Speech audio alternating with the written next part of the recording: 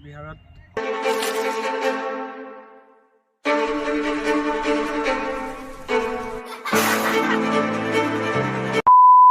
নমস্কাৰ, অন্য এটা ভিডিঅ'লৈ আমাৰ ইউটিউব চেনেললৈ আপোনালোকক স্বাগতম।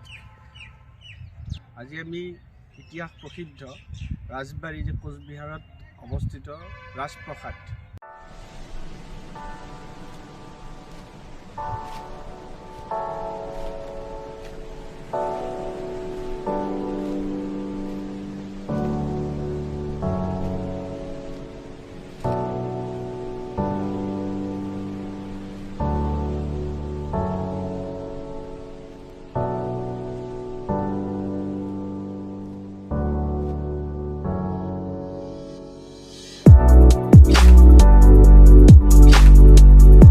ডাইনেষ্টি যেতিয়া কমতাপুৰ ৰাজ্যখন দুটা ভাগত বিভক্ত হৈ গৈছিল।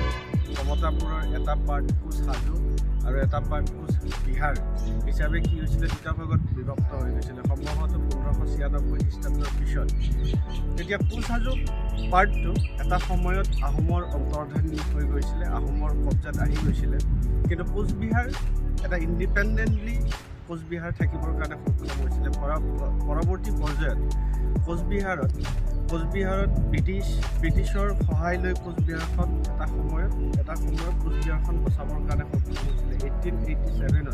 সেইখিনি সময়ত নৃপেন্দ্ৰ নাৰায়ণ, যি মহাৰাজ নৃপেন্দ্ৰ নাৰায়ণ আছিলে, নৃপেন্দ্ৰ নাৰায়ণে এই কোচবিহাৰত বৰ্তমান ৱেষ্ট বেংগলৰ পশ্চিমবংগৰ এখন জিলা, আৰু ইয়াতে ৰাজবাৰীত কি কৰা হৈছিলে, এটা ৰাজপ্ৰসাদ যি ইউৰোপীয়ান ৰেচম শৈলীৰে কি কৰা হৈছিলে, ৰোমান শৈলীৰে স্থাপত্য এই সৌধটো নিৰ্মাণ কৰা হৈছিলে। ইয়াত সেইখিনি সময়ত ৰজা মহাৰজাসকলৰ তেওঁলোকৰ যি মিটিং হওক, সভা হওক, তেওঁলোকৰ বিভিন্ন অনুষ্ঠানসমূহ এই ৰাজপ্ৰসাদটোতে কি কৰা হৈছিলে, অন্তৰ্ধান কৰা হৈছিলে। আৰু এই ৰাজপ্ৰসাদটো আমাৰ গুৱাহাটীৰ পৰা প্ৰায় 330 কিলোমিটাৰ আঁতৰত আছে।